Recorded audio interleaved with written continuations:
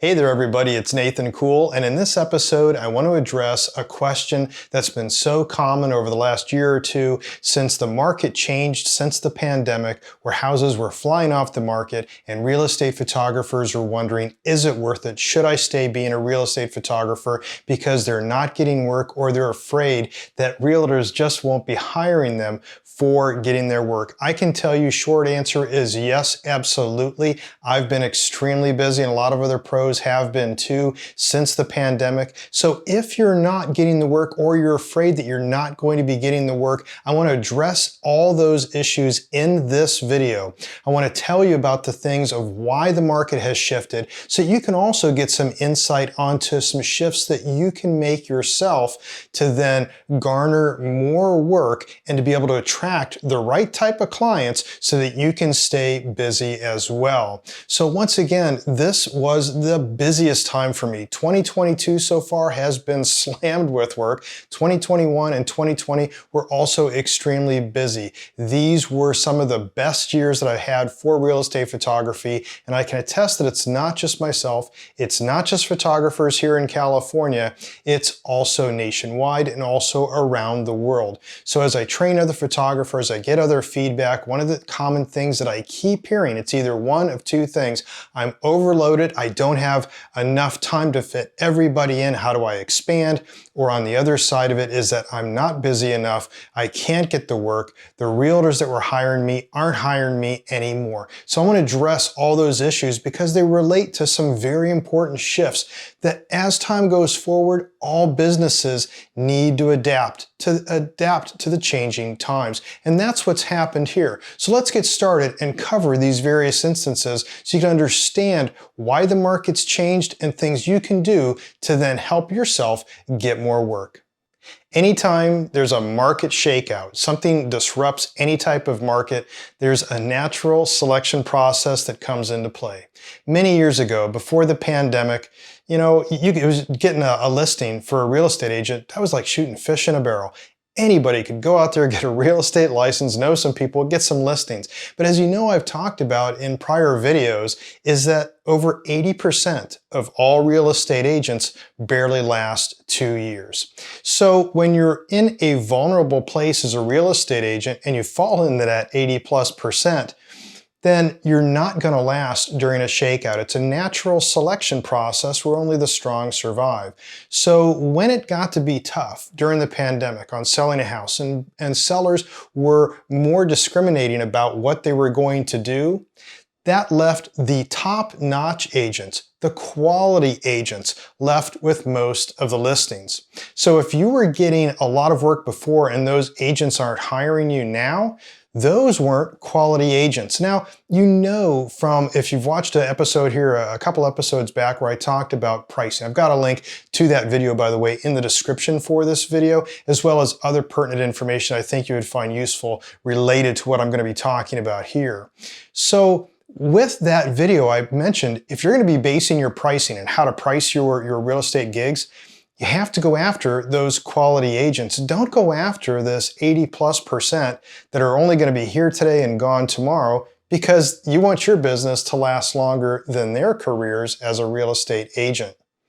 So if you have now just quality agents that are listing these homes during these times, during the post-pandemic or pandemic, that you don't have now as many of those lower end agents that are getting those listings. So that means that if you're not getting the work, maybe you didn't have good quality clients. Even though those clients may still be around and still selling homes, if they're taking cell phone pictures, if they're not even taking pictures and they're listing this, then it's hurting them. And here's why. There's an important thing you have to realize, and I've said this time and again, when it comes to real estate photography, whether it's the photos, whether it's the virtual tours, whether it's the video, whatever it is, all the marketing assets aren't just there to sell a home.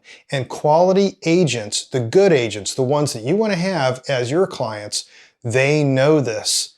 The photos and all the other media goes beyond selling the home. It doesn't just sell the house, it sells that realtor. Realtors prefer to have listings. Listings are easy. You know it's a slam dunk, you're going to get a commission. If you're representing a buyer, good luck. In this market, you're just not probably going to get your offer accepted. It's very difficult. So the top-notch agents, they don't want to spend their time and waste their time working with 20, 30 different buyers to maybe get one sale accepted. Instead, what they'd rather have is get a listing and they know they can sell it. So what's left then in the market is the cream of the crop has risen to the top.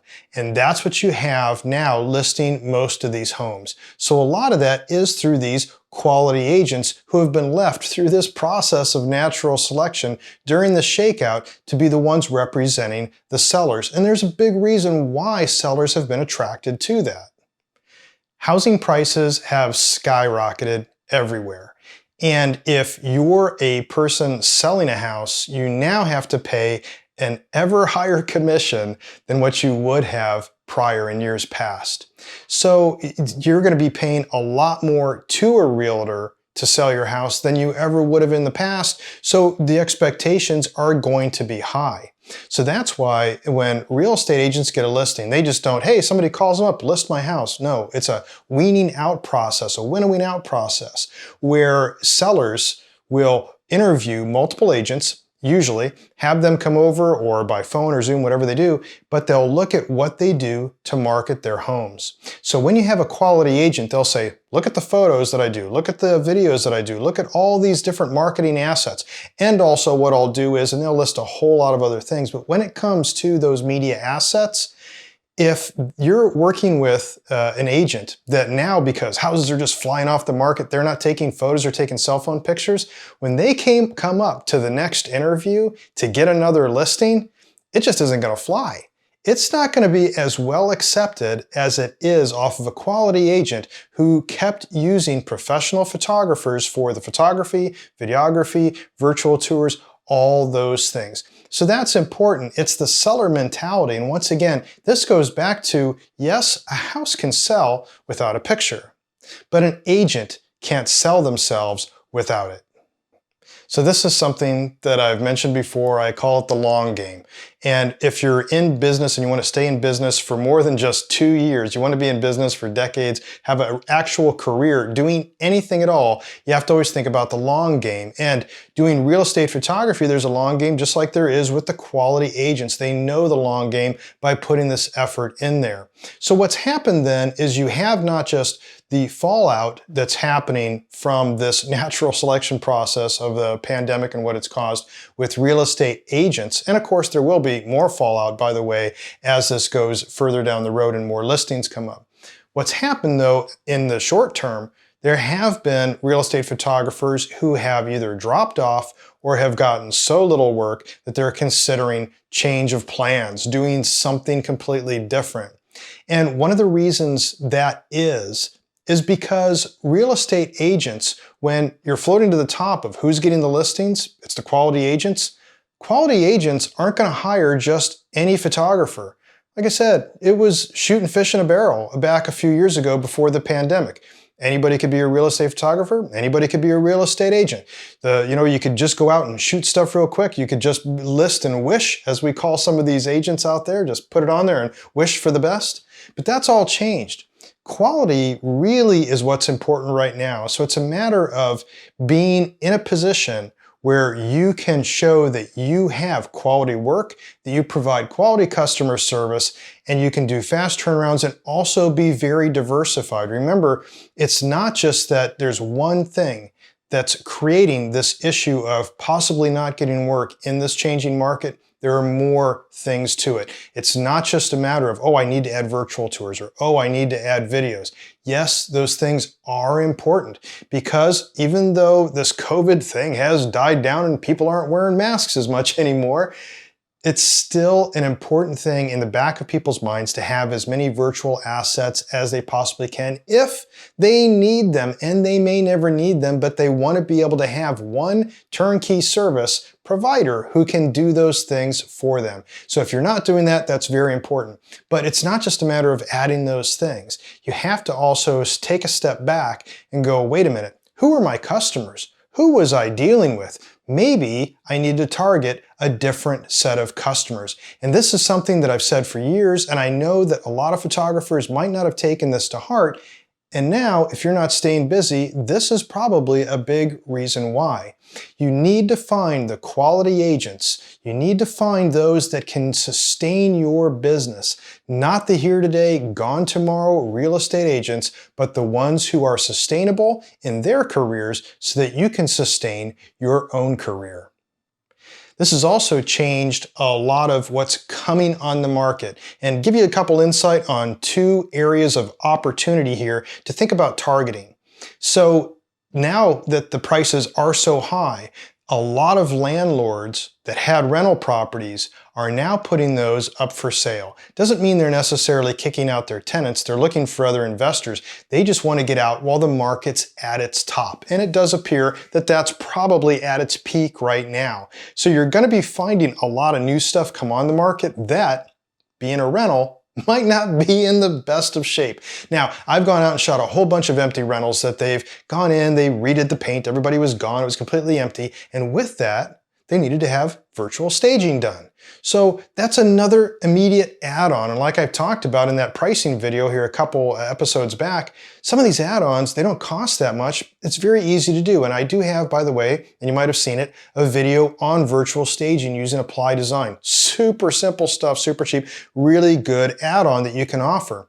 But the fact is, even if you didn't do those add-ons, it's a whole new market just with those rental properties that these landlords are kicking them out. Another one that you might not have thought of is that it's the opportune time to do luxury real estate.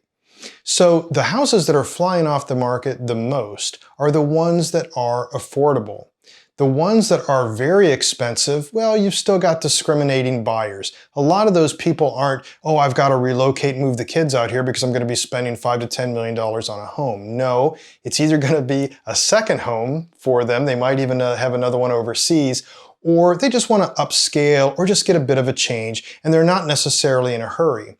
So that also gives you an advantage that you're not running around doing that. If you go after the luxury properties now, then you have a better chance of having some sustainability for quite a while. Not just now, but luxury real estate has always been an attractive one. It's what we call feeding off the whale. They can be hard to get, but when you do, you eat for a lifetime because, like I've said before, I don't want to run around to 5 $100 gigs. I'd rather show up for one $500 gig. And in luxury real estate, that's easy to do. You can charge a lot more than that depending on the market.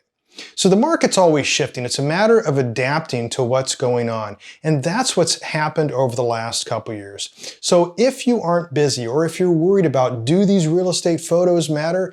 Yes, now more than ever. And there's proof of it. Not just myself being overbooked throughout the entire year, even through the holidays almost. I did take Christmas off. But there's other photographers out there doing the same thing. The ones that are falling off to the wayside, and I'm sorry if that's you, I would just hope that you would take some advice from me and really step back, take a look at who your clients are, take a look at the quality of work that you're doing, and are you targeting the right clients, and are you targeting them with assets that they would be willing to buy? Anyways, I hope that this video was useful for you and that you can apply some of this to your photography as well. If you did like this video and you want to see more, you can subscribe to my YouTube channel. It won't cost anything. And as soon as one of these videos is posted, you'll be the first to know. Thanks so much for watching. Until next time, take care, be safe, and get out there and shoot something.